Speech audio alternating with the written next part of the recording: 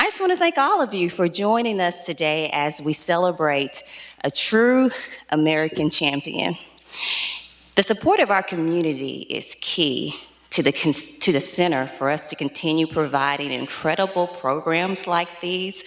So I want to say a special thank you and recognize the Little Rock Convention and Visitors Bureau and Baptist Health for partnering with us to bring Dan O'Brien to Little Rock. Thank you so much. And to our Clinton Presidential Center members, including our volunteers, thank you for your support as well. Dan O'Brien is the 1996 Olympic decathlon champion, a TV personality, a motivational speaker, an author, and a coach. But above all, Dan is an inspiration. Dan's career has been as adventurous and versatile as the 10-event decathlon he once dominated. He has experienced the full range of human emotion, the high highs and the low lows. The ability to learn from setbacks is what can lead to major successes in the long run, or in the long jump in Dan's case. After we watch a video, Dan is going to provide some remarks. Then KARK's Ashley Ketz will come up to moderate our conversation, so please be thinking of some great questions to ask Dan, because you will have the opportunity to do that. After the program concludes, we invite you to tour our special exhibition, American Champions, The Quest for Olympic Glory. Clinton Center members, you know, you tour for free all the time. School groups, you get to tour for free as well. So if you haven't purchased a ticket, you can do so after the event down in the lobby at the admissions desk.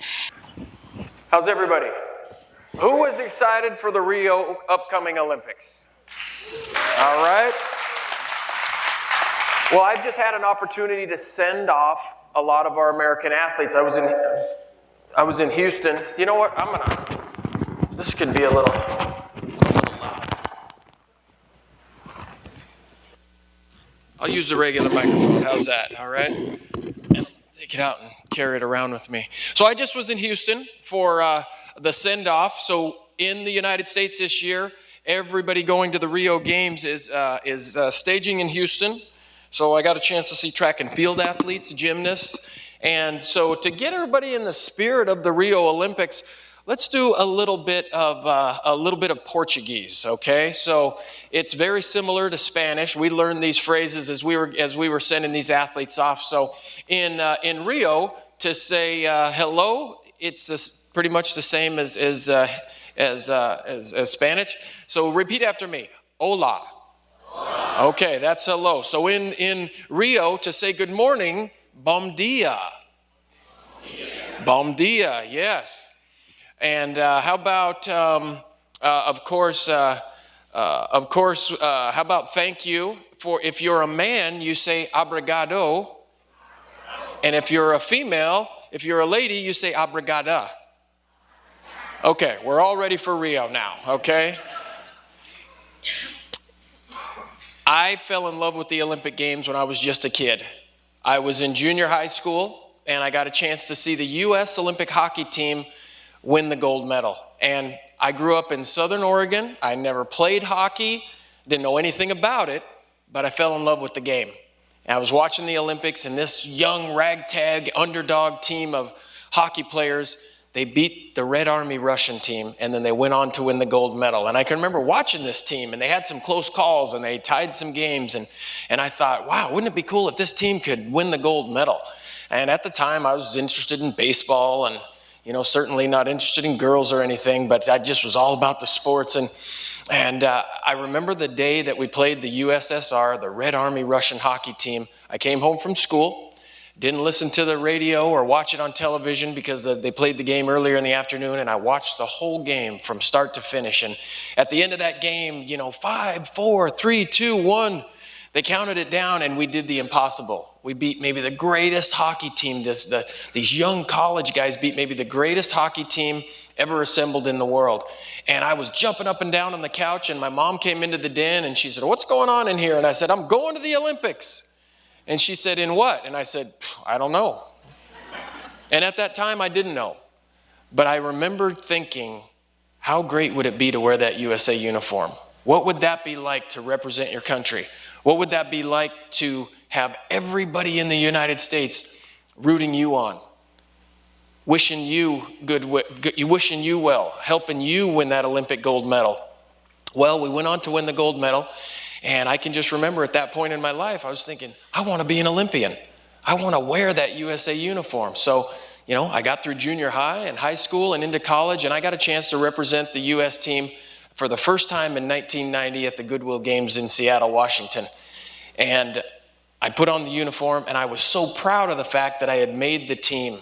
And it was the coolest uniform that I ever put on. I started in high school football, and I was All-American in college. But when I put on that USA uniform, I felt like all my dreams had come true. Well, I got a chance to represent the United States quite a few different times, at 3 World Championships, 3 Goodwill Games, but I only got to go to 1 Olympics. I was the favorite in 1992. I had won a World Championship in 1991, and I was the favorite going into the Barcelona Olympic Summer Games. And I remember that year, I was featured along with Dave Johnson in a Reebok ad campaign called Dan versus Dave, Who's the World's Greatest Athlete? And, neither one of us had made the team when we started doing those commercials. And so we said, it's a big chance, but Reebok said, no, this is going to be a great ad campaign. And so Dave and I were overnight successes. We were overnight TV stars because we did these commercials. We went to sign autographs at sporting goods stores for hours. We sat courtside at the Laker games, and Dan and Dave, everybody wanted to know who we were and what sport we did. And it was cool for us because we got to introduce everybody to decathlon. And I remember we were so famous in 1992 that we got to go on the Arsenio Hall show. All right, and for you kids, you don't know who that was, but Arsenio Hall was a pretty big deal back in the day, all right? I told that to a college team just recently, and they all looked at me like they didn't know who Arsenio Hall was. But that's how famous we were. So as I went to the Olympic trials that year, I was in great shape. I had my head on straight. I was ready to win the gold medal, but I had to get through the Olympic trials, and it was in New Orleans in the middle of July. And I was in first place after the first day, and as we got to the second day, I had a good first event, good second event of the second day, and I got to the pole vault, and I struggled in the pole vault. I had 3 misses at my opening bar in the pole vault, leaving me 0 points in that event, and I didn't make the Olympic team. And my world was shattered. I can remember going up to try for the bar on my third attempt. I came down, and I realized I'm not going to the Olympic Games. And all those dreams I had since I was a kid were just absolutely shattered. And for a couple of days, I was really distraught. I wasn't really sure if I was going to continue anymore for that season, continue to compete. But I had a great community. I went back to Moscow, Idaho, where I was living and training at the time, and I remember there were people waiting for me at the airport, and they helped me get through that failure. And as I look back on my career now, it's easy to talk about, not making the Olympic team, not winning the gold in 1992, but I wonder, how was I able to bounce back from that? And one of the things that I remember is that I just had so much community support. My teammates, the people that I worked out with every day, the coaches, my family, everybody helped me get through that. That was maybe the lowest point in my athletic career. And as I talk to people about overcoming adversity and overcoming failure, one of the most important things is to put people around you that are supporting you, that share the same vision and goals as yourself, so that when you do fail, they can help you get back on track. Overcoming adversity and overcoming failure is a very difficult thing to do, but you can do it if you've got good people around you. So I get to Atlanta in 1996 after 4 years of hard training between 92 and 96. I won a couple of world championships, and Atlanta was just one of the greatest experiences of my life. I got to Atlanta early, and so the quick shot of Atlanta for me was I got there early. I actually got there on my birthday. I just had a birthday a couple weeks ago, July 18th. I got there on my birthday. I went through opening ceremonies, and I got to see other people compete. I was there the night the Magnificent Seven won the Olympic gold medals in gymnastics. And then I saw Amy Van Dyken and Tom Dolan win medals in swimming, and I couldn't wait for it to be my turn. And then when it was my turn, oh man, it was so stressful, I couldn't wait for it to be over. And then when I crossed the line and won the gold medal, I thought, wow, that was great. I can't wait to do it again. So when you go to the Olympics, it's not always fun. It's not always easy. It's quite stressful. But what got me through was I knew that I had America rooting for me. I was lucky. I got to compete in the United States. And I even greater than the gold medal, I got a greater gift the night that I won that gold medal. So my story goes, I crossed the finish line. I get to hug Mom, and I go across the stadium and find Dad and hug him and run my victory lap. And then I go underneath the stadium, and they told me, we're going to give you your medal tonight. And I thought, wow, this is 11 o'clock at night, Michael Johnson won the 200 meters earlier tonight. But when a track meet gets over, I thought everybody was going to leave. And I thought, well, they shouldn't give me my medal tonight. They should wait till tomorrow. I'll come back and get it in front of a full house. And they said, no, we'll give it to you tonight. Well, that day I didn't pack my ceremonial uniform. I had a big bag of stuff and too much stuff because I, got all these shoes in the decathlon. So I had to borrow Carl Lewis's jacket and Michael Johnson's bottoms, and I went out to receive the gold medal. And I remember walking out there, nobody left. Everybody stayed an extra 45 minutes or an hour to watch me receive that Olympic gold medal. And it was really one of the greatest moments of my life. I mean, getting the gold medal was really cool, but just sharing that moment with 100,000 people in Atlanta Stadium that night is something that I'll never, ever forget.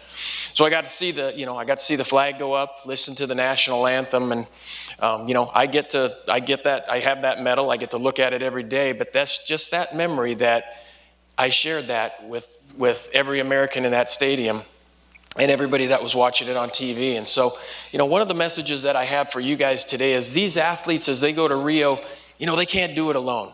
They train by themselves in different parts all over the country. They might have some teammates and stuff. But it's an opportunity for us to share their experiences at the Olympic Games. One of the neat things about my journey is I got to take my whole family with me to Atlanta. Since I was a little kid, and everybody who supported me in my town, and ultimately I realized after a while I can't win by myself, even though track and field is an individual sport. Even though it's something that I have to run all the races and I have to do all the jumps myself, it still takes a team. It still takes a community, and it took a community for me to get started in my sport. After I finished college, I didn't have any support, and there were people that gave me some money or gave me a good job and helped me support myself as I got started. And for me, I realized it took the state of Idaho and the state of Oregon. I needed their support, and ultimately it took a country. I remember when I failed in '92, how many people came up to me and shook my hand and said, "We're rooting for you." So when I got to '96, I had all this support. I had the entire country's support. So there's a team behind the team, and that's you guys, Team USA.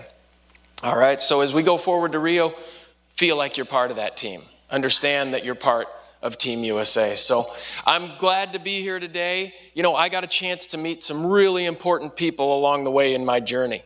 When I was a kid, I didn't have a lot of role models. I grew up in a town where people didn't tell me you could win a gold medal. In fact, people said that you might not ever make it. Nobody from this town ever does anything. But I met some really key people along the way. And I remember I got to meet Jackie Joyner-Kersee when I was a young athlete. And she told me, you know what? You could do the decathlon. You should do the decathlon. I got to meet Muhammad Ali one time. And that was one of the greatest meetings of my life. Muhammad Ali pulled me in close and whispered to me, "Keep your eye on the prize." And it was really cool. And those are the types of things that changed the way that I thought about how I could succeed in this country. So, look around. Who are your role models? Who do you want to grow up and be like? That was so important for me as a kid. So again, thank you for having me. I think we're going to do some Q&A, but it's my pleasure to be here, and thank you for supporting me in 1996 as well.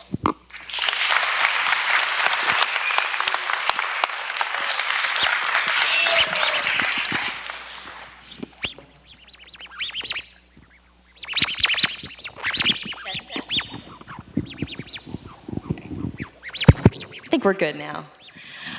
Well, thank you for having me as well today. Dan and I were talking earlier. You've never missed a Summer Olympics since '92. You've been to every single one. What is your greatest memory besides winning gold in Atlanta? Because you've seen a lot of games, probably more than these little kiddos sitting in the room today.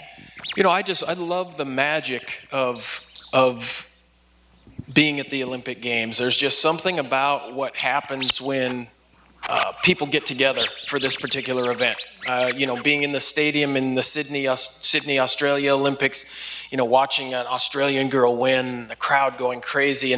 But what I noticed probably more than anything, just the attitude of the Olympics. You go to the Olympics and everybody's happy and they're eager to meet people from other countries. And I can remember sitting in a stadium with Germans on my left and Russians on my right, and couldn't speak their language and they couldn't speak mine, but we communicated all day long. We laughed and high-fived and shared food, and it was just an enjoyable experience to just kind of forget your worries and understand we're here for the thrill of the athletes.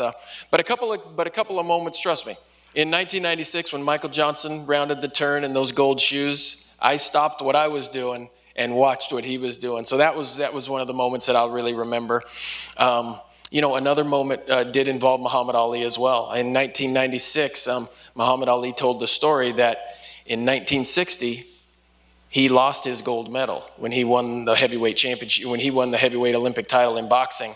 He just lost it. And in 1996, they represented him with an Olympic gold medal, and it was just tears in everybody's eyes. It was really phenomenal.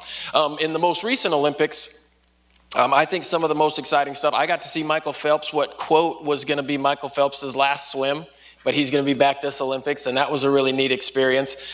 But you know, the Olympic marathon on the London course, you know, was awesome. It's Big Ben, and it's just so cool how the natural historical landmarks were present at the Olympic Games. And what I'm looking forward to in these Olympics, you know, we got a lot of great Americans to watch. The women's Olympic, the women's gymnastics team is going to be really fun to watch. I think the swimmers are going to dominate.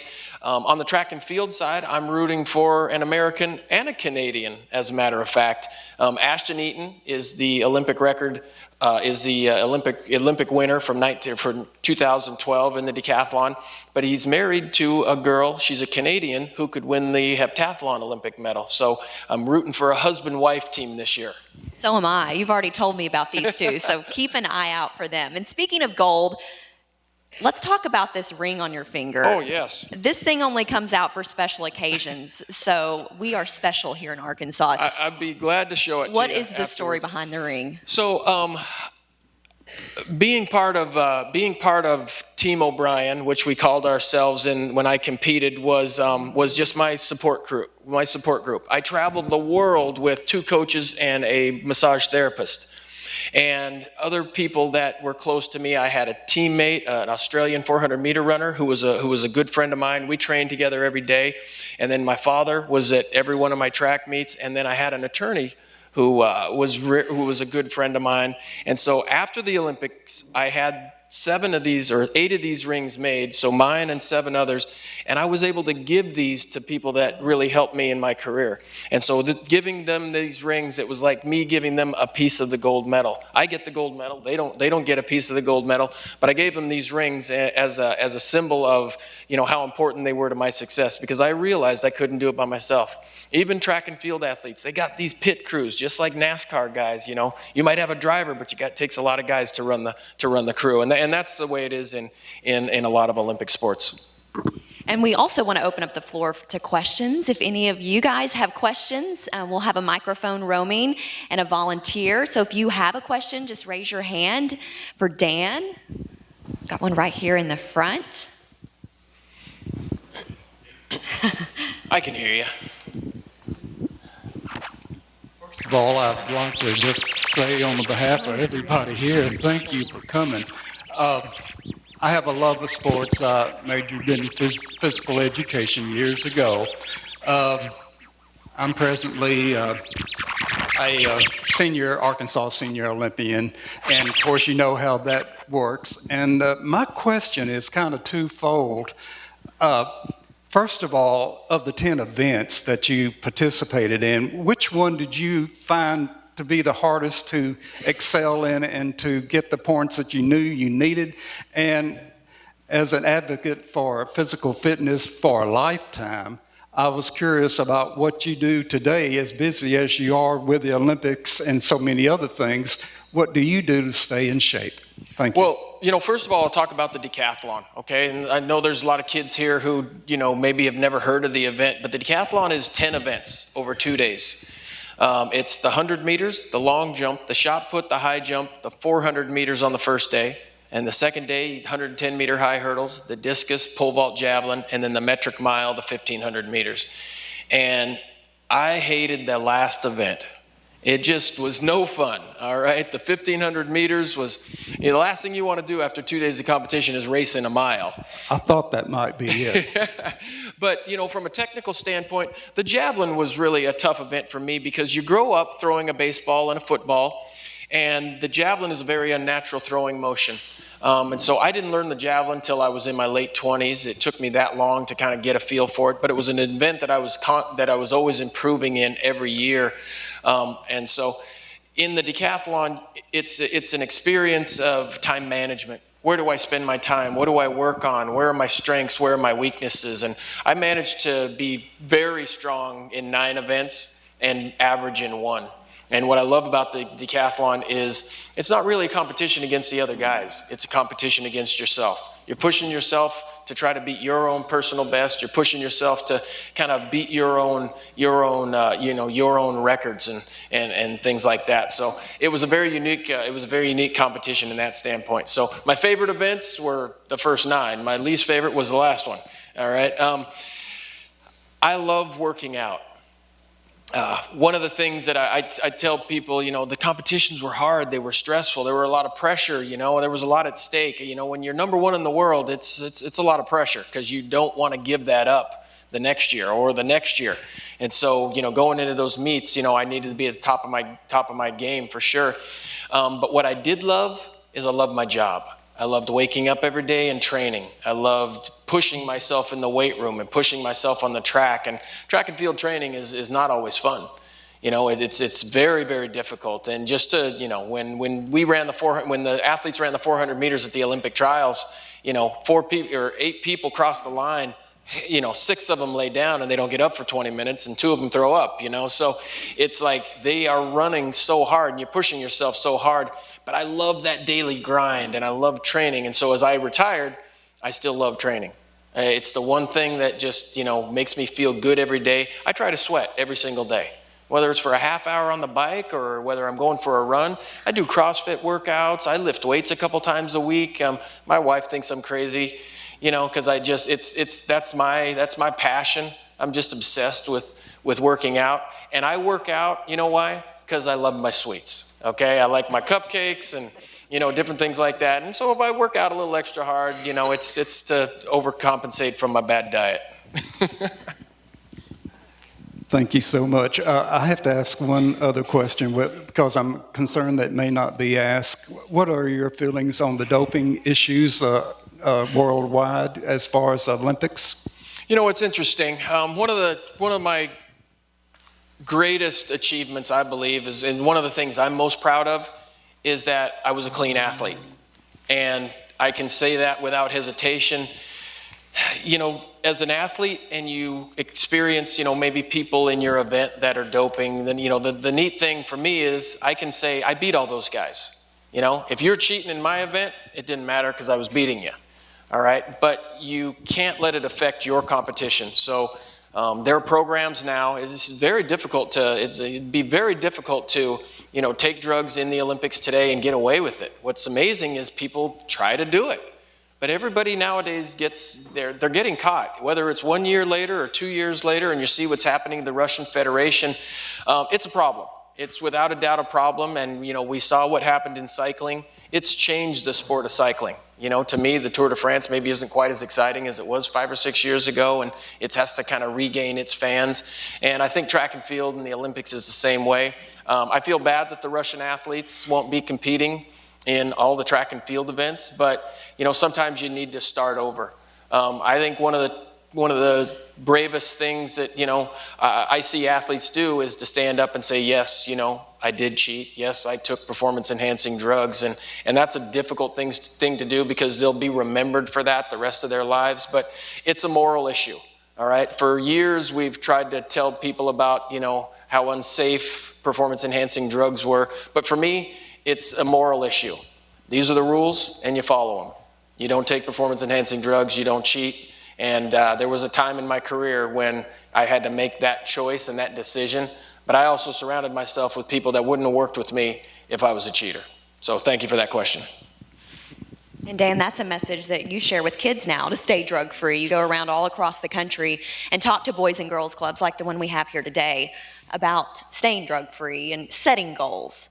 Absolutely. I didn't always make a lot of good decisions in my life, and there were times when, I paid the consequences for those decisions. I got bad grades in school and had to do extra work. I started at a Division I university, got bad grades, had to go to a junior college, and it was on account that I did drink and do drugs. So I'm more than happy to tell kids, especially little kids, that there's going to be a choice that you have to make. And people who are champions, they take the tougher road. They make the right choice even when their friends don't. And sometimes you have to separate yourself from those people who are making the bad choices.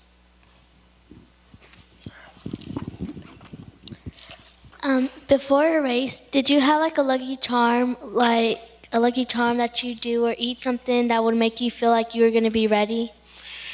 I didn't have a lucky charm. I had a routine, though. And every night before a big event, I always watched a funny movie, all right? Because I get really stressed and nervous. And so the night before, I always tried to watch a comedy, all right? Something that made me laugh and made me forget about kind of what was coming up. I'm trying to think. I had outfits. I had uniforms that I preferred in certain events. So when I was in the 100 meters, I wore a speed suit. When I was in the high jump, I had to wear, little tight shorts and, give me some freedom. So that kind of was my routine. So, but no, when I think back on it now, it's like this ring is my lucky charm now, so. But thank you for that question.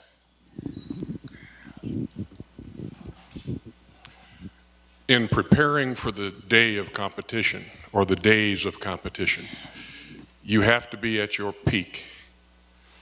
I'm curious to know what you ate the night before and what you ate the day of the competitions. Well, that's interesting. A lot of people ask me about my diet, okay? And when I was a competing athlete, you only have so many hours of the day, all right? I spent the majority of my off time getting physical therapy and massage therapy. And so when it came to my diet during competition, we've learned so much in the last 20 years of how your diet can impact your performance. And so in the 1990s, I just was, eating what I thought was healthy. It was meat and potatoes and, things like that. You got to get some salad and some fruit, every day. And it's just so different now. So my pre-game meal, and, this is probably not a good thing, but I'll tell you this story. My pregame meal was just enough, get enough. And whether it was a big bowl of pasta and a salad and bread. But I remember being in Atlanta, and I stayed next to the Atlanta Stadium, which was away from the village. And so we finished the first day of competition, and it's very late, 9:30, 10 o'clock at night. And we stayed at a hotel right there, but we realized there weren't a lot of food options in that neighborhood. So we called a pizza place, and they brought over lasagna and pizza and salad, but I had to feed, 6 or 7, 8 people. And so I remember I went to the store a couple days before and I got breakfast stuff and fruit and my bars and everything, thinking, I'm going to throw this stuff in my bag and I'm going to eat it through the competition and eat it for breakfast at the start of the second day. Well, I woke up early the second day at 5:45, 6 o'clock in the morning. And I don't recommend this to kids, by the way. But I remember looking around thinking, well, I'll have a bowl of cereal and a banana and I'll get going. And I saw that pizza. And I ate 2 pieces of cold pizza, and I went out and won the gold medal. I don't recommend that. I was very tired by the end of that day. But, you want to eat something that you were really comfortable with. But I ate just regular breakfast. You know, I had an omelet and toast and a bowl of fruit. You know, as you get a little older, your body kind of tells you what you want. But when you're younger, you know, you can certainly get away with it. But I will say, I've seen athletes in high school and college who, you know, always didn't have the financial opportunity to eat good meals. And then we'd go on a team trip, and I remember there was a football player that I played in high school, and his parents didn't give him breakfast every day. We took him on a trip, and, you know, after about 3 days with the team and eating regular meals and being fueled up correctly, he had some of the best football games of his life. And same for some college athletes as well. When you get on a routine, you're eating regularly and you're eating the right things, it can certainly change your performance. So thank you.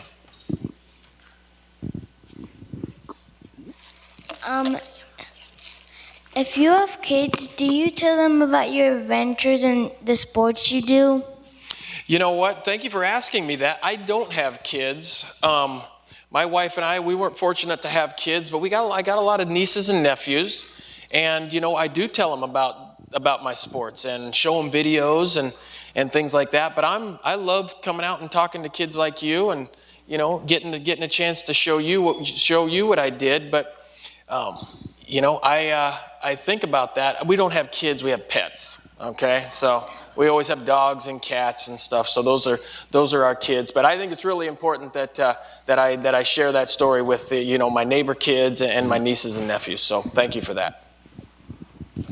Since it'll be wintertime in Rio for the Olympics, how do you think that'll affect the athletes, particularly the track and field athletes? Yeah, you know, it's interesting. The USA Track and Field and the U.S. Olympic Committee, they're prepared for adverse weather conditions, all right? It takes a monsoon to stop a track meet. You know, people go to a track meet and it'll just be pouring rain or it'll be really cold, and my wife will say, well, they're going to cancel this, right? And I say, no, you know, not unless the wind's going to pick up those pole vault pits and blow them off the track. A track meet will go on pretty much no matter what. I think the people that will be affected the most in Rio will be the people that are performing on the water.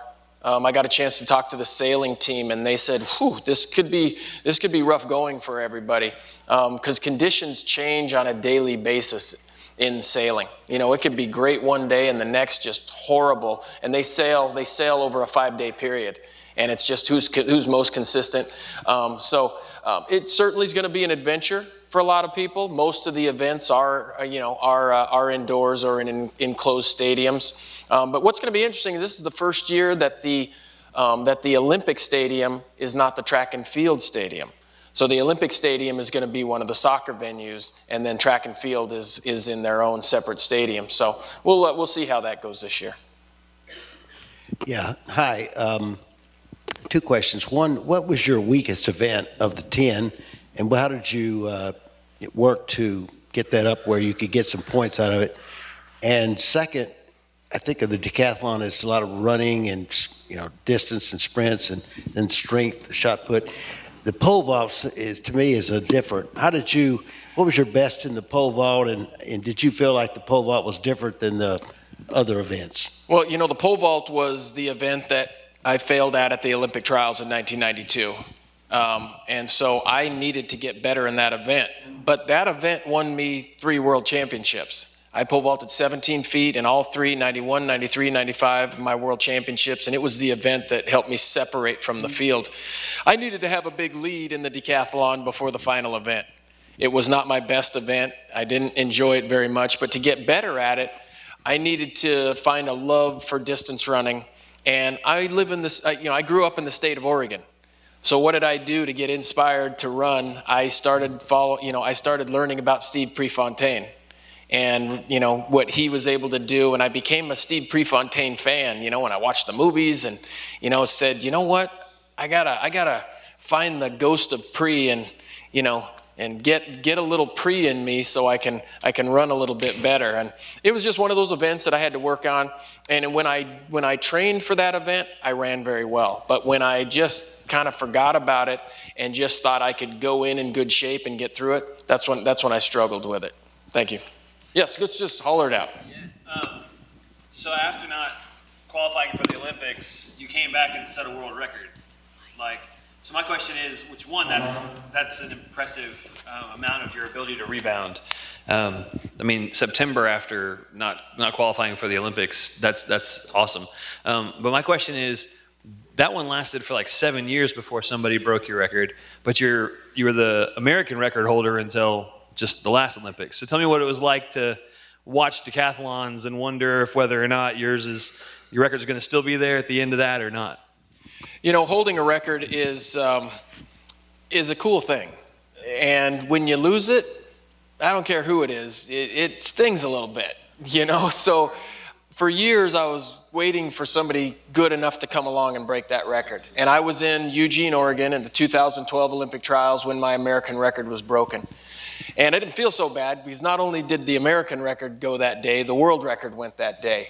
But you realize after such a long period of time that, records are made to be broken. I broke Bruce Jenner's American record. I broke Daley Thompson's world record. I didn't feel bad then, but, that in 2012, I felt a little bit, but I was with my coach. We were on the sidelines, and he came over to me and put his arm around me, and he said, we'll watch this record go down together. And I was glad for the kid that broke it. Ashton Eaton was very deserving, and I knew it was just a matter of time. You talked about, getting over 92 and getting into, breaking that world record. Recently, we had a young lady by the name of Kenny Harrison from the University of, is it Kentucky? University of Kentucky or Kentucky University? I don't want to get it wrong here, but she was the best hurdler in the world, and she didn't make the Olympic team. She was 4th at the Olympics, just out of the medals. It was devastating. She had ran the fastest time in the world. She had just broken the American record, and she doesn't make the Olympic team. And just 2 weeks ago, after, I think it was 3 weeks after the Olympic, 2 weeks after the Olympic trials, and just early last week, she goes to London and breaks the world record. And everybody's just like, oh my gosh, the world record holder's not going to Rio. That's just the way we select our athletes in the United States. And for me, I went to Barcelona and watched. Truly, I got inspired and I was excited about it. And I went home, trained for another 2 weeks, 3 weeks, and I went to Talence, France. And just out of sheer will and determination, I broke the world record. And I needed to put something positive into my athletic career to finish that year. And it really just set me off in the next year. And so that was vindication for me, so to speak. But man, that was difficult. Thank you for that. This is a rather trivial question, but on the video that we watched, when you started an event, you made a lot of noise. Is it to release stress, or does it give you momentum? It's interesting. I did a lot of sports psychology in my career. All right, and when you learn about sports psychology and some of the things you do, a lot of it is involved in breathing. Okay, to relax, you breathe in through your nose and out through your mouth, and you do a lot of mental imagery. But I learned a technique called the what's it called now? But I could get psyched up by using cue words, okay? So it was it was physical relaxation and it was physical energization, okay? And so same thing works for relaxing, you say your cue word and you just relax and you breathe, and same thing goes for getting hyped up. Now it's quick breaths and getting all hyped up. And so I learned some of those techniques. And so as I got into the latter part of my career, I used a lot of those different techniques. But one thing that, athletes do is they get the crowd to participate. You get everybody clapping with you in the long jump and the high jump and the pole vault and the javelin. The night I threw the javelin was right about the time that Michael Johnson ran the 200. So the crowd was going crazy. And so you want to use that crowd just to get your energy level up. Because you're out there and, you're kind of out there by yourself, and sometimes there's nobody to help you. Your coaches are, a long ways away, and so it's like, what can I do to feel connected to the crowd? So that was a good question. How long did you say you train each day when you're in training? You know, it was a full-time job. I would say it was 9 to 5, 9 to 6. You know, I started my day at about 9 o'clock. I took about an hour and a half for lunch. I lived in Moscow, Idaho, which was where the University of Idaho was. And then 8 miles across the Idaho-Washington border was Washington State University. And so I was in Idaho in the morning. And then in the afternoon, I did all my field events at Wazoo. And so I took an hour and a half for lunch. I'd take a nice little drive over to Pullman, and then I'd just relax, and then I'd start my field events and my lifting over at Washington State. But when I look at my days, 9 to 5, 9 to 6. If I had a long massage, I'd take me out to sometimes 7 o'clock, and about 6:37, I'd try to find something to eat, and then you just start your day over again. I did as you get into the summertime, you do like 3 days of training and then rest a day, 2 days of training and rest a day, or you do 4 days of training and you take 2 days off. And honestly, most of the time I didn't even know what day of the week it was. It was just like, hey, I'm on a work day, I'm on a rest day, or it's early in my training cycle, or it's kind of late. I knew kind of what the workouts were. But I had great coaches, and we had a really great system. My coaches were both college coaches, and so I worked within those universities. How many sports did you play? Wow, how many sports did I play? I was really lucky growing up. I got to try everything. And you know what I wasn't very good at? Soccer. I just was no good at soccer for some reason. But I got to try everything. I grew up playing Little League baseball. Basketball was my favorite. And then I played football in junior high, and then I was really little though, so I got smashed around pretty good, and so I waited until the 11th grade when I got into high school to play football. I got a little bit bigger, and then I ran track and field. So, but my parents just let me try lots of stuff. I got to play soccer, and never did play hockey, even though I fell in love with it. But I got to play in the band. I played the trumpet in the band. And I, took some drama classes, and I was in the chess club one time, and I got to just try a lot of different things. And what was cool about that was I knew that eventually I was going to find something that I was really, really good at. So I tried a lot of different things. But I remember dreaming about being a basketball player. And what I loved about basketball players, you play 2 games a week. So in decathlon, you only get to do 2 a year. When were you born? A long time ago. I turned 50 years old on July 18th. So I was born in 1966. So this is the 20-year anniversary for my winning the Olympics, but it's my 50-year birthday. And it was really neat. For my birthday, my wife got me this book about all the cool things that happened in 1966, the year I was born. And so I get to look at it, and takes me back. But she also got me this big box of candy. It has all the popular candies that were happening in 1966. And one of the most popular candies that year was the root beer barrel. There were half a dozen in there. I ate them right up. So. What was your first trophy or medal?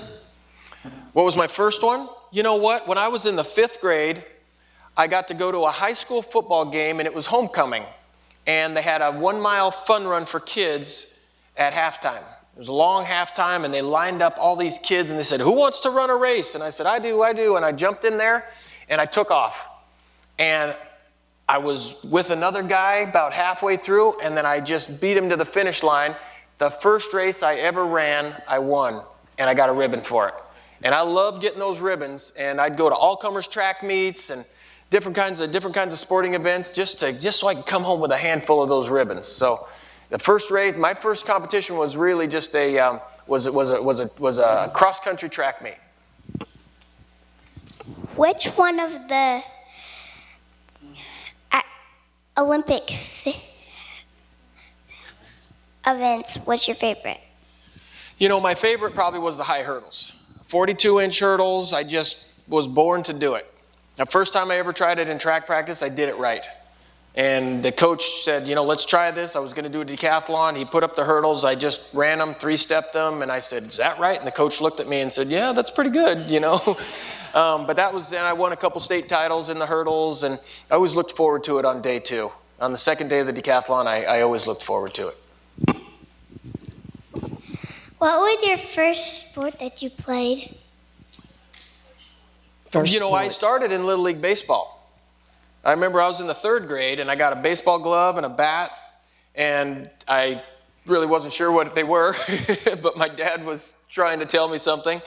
And so I started playing Little League Baseball, and I was the worst. They put me out in right field. I couldn't hit. I couldn't catch very good, but every year I got a little bit better. And that was the key. Every year I get better. And then I move up an age group, and I was the worst guy on the team. And then I'd get better. And so the next year I was a much better hitter. And so Little League Baseball was where I got my start in sports. So when you was born, how old you is? What's that? Sorry. How old you is? How old are you? I'm old. How old are you? I'm 50. I'm halfway there, man. How was it like to be adopted? Oh, you know what? That's a good question. Okay, so I was adopted when I was 2 years old. I've never met my biological parents. All right. In my family, we have 8 kids, and 6 of those kids are adopted. And so we were all adopted when we were really little. And I can remember up until I was 2 years old, I mean, and nobody remembers that much, I guess, when you're that little. But I don't remember anything, but I remember the day I was adopted. That was like when my life started. So this family, I was born in Portland, Oregon, and they adopted me, and they drove me down south to Klamath Falls, Oregon, and that's where I grew up and lived. And my parents, I'm not sure why, but they just kept adopting kids. And so in my family, I've got a brother who's Hispanic. I have another sister like myself who's biracial. I have a Native American sister, and then I have 2 Korean sisters as well. And we got them when they were a little bit older. But we just had a family reunion in Oregon. I got a chance to see everybody, and all my family lives mostly in the West: Oregon, California, Idaho, Montana. But being adopted was a neat experience for me because I feel like I was chosen. Like somebody, like that dog you go to the pound to get, he's just special, And so being an adopted kid, I think I tried a little bit harder as well. I'm not sure why, but there's a lot of adopted kids that are in the Olympics, and a lot of adopted kids do really well in sports. And I think it's just, we feel like we got something to prove. But I love my family. I was very grateful that I was adopted into a very loving family. And I told this young man over here that my wife and I, we don't have kids, and we just started the process of going through the classes for adoption. So we may end up with somebody. How fast did you run? How fast did I run? So you know what I'm going to do? I'm going to give you my best marks in all the 10 events, okay? So in the 100 meters, I ran 10.23. In the long jump, I long jumped 8 meters 8, which is 26 feet 6 inches, right in there. So in track and field, we do all this. We do metric, so I'll give you both. So in the shot put, I shot putted the 16-pound shot put 54 feet 10 inches. So I think it was 1650 metrically. And my high jump, I high jumped 2 meters 20, 7 feet 2.5. So I remember the first time I jumped 7 feet. It was pretty exciting. Portland indoor, and 7 feet was a good day. I ran 46.5 in the 400 meters. In the 110 meter high hurdles, I went 13.48, and my claim to fame in the 110 meter hurdles is I beat Roger Kingdom one time. He was the Olympic champion in 1988. I threw 180 feet in the discus. I pole vaulted 17 feet 4 inches, 525. I threw the javelin 70 meters, 223 feet. And my best 1,500 meter time was 4 minutes 30. And so for those 10 events, 9 of them are really, really good, and 1 is pretty good. So. How many medals do you have? How many medals do I have? Wow. More than I could count. I really just only count 1. And I brought it today, and I'll get a chance to show you guys. Are you going to come run with me tomorrow? Are you going to come run, jump, and throw? Yeah, okay. How many kids will be out here tomorrow morning at 9? He might let you. Yeah, no. After we're done here, I think we're gonna get a chance to take a look at it. But I got a lot of medals. Every time I won a U.S. championship, I got a medal. I got medals from world championships. But I'm lucky that I got this Olympic gold medal. Some people have. How many of these does Michael Phelps have? Goodness, he has a lot. But you know what, for me, it was about the experience, and having the medals are really cool. But the one thing you'll just never forget is what it was like to be out there on that field. Who were you competing with, and who you got to experience it with. So, anything else? Yes. I was curious, has faith or religion entered into your success? Well, I sure was praying that I won this gold medal. That's for sure. We grew up going to the Assembly of God, and it's very interesting. My family always was a very faith-based family, and got that many kids, boy, you better believe in something. And we all went to faith-based kindergartens. All right, we started out as Catholic, and we ended up as Pentecostals, and I think we all kind of went our own way, in high school and in college. But I remember at a time in my life, my mom said, look, you're no longer required to go to church every Sunday. Your faith is about you and your own relationship with God, and that changed the way that I thought about religion and faith. But it's something that I've always had a connection to, always thought about. And Dave Johnson, the guy that I competed against in '92, he's been very open about his faith, and he's really been a preacher of the Word of God. And we just I don't think we have different views, but some people are called to speak about it, and some people aren't. But you see, if you ever watch my video, I crossed the finish line in Atlanta in the 1500, and the first thing I do is thank God, and it takes me directly down to my knees. And so, I certainly didn't do it alone. So thank you. I think we had a question back there. Time for a couple more questions. Yeah. Oh, go ahead, sir. With all the work you put in to get to the level you're at, when you were younger, how much of it was self-motivated versus your folks saying, get your out there and work? It was interesting. My mom and dad encouraged me, but they didn't really kick me in the butt to do it. I always had coaches. When I played on the football team, boy, my dad just let that coach do his work. He was the motivating factor. But I had great coaches. When I started to do decathlon and I ran track and field, I just had the right coach. I loved being out there with the other kids. I loved. I think I love sports so much because I just didn't want to go home and do my chores. We had a lot of chores. We lived on some acreage. It's like, this is either this or going home and working. But it was self-motivation. I was the kind of kid who would go out and my mom set up my mom was the builder in our family, believe it or not. She built cabinets and all kinds of stuff, but she put up a basketball hoop for me, and I would just sit out there and shoot baskets for hours. And I was a really good shot because of that, Even same with baseball, I just played baseball in the neighborhood with friends for hours and hours. And so I loved doing it. I can say that, I was in the 4th or 5th grade, I'd be staring out the window, just waiting for 3:30, man, because I had a Little League baseball game coming up. So I think it was really just something I loved, and that self-motivation was there. There were times when, a coach would grab me by the, the back of the neck and say, look, your effort's not good enough. And, I stepped it up. So there were people there, but my parents were, whether I won or lost, they just, they were kind of glad to drive me. How much pressure was on you? Wow, how much pressure was on me?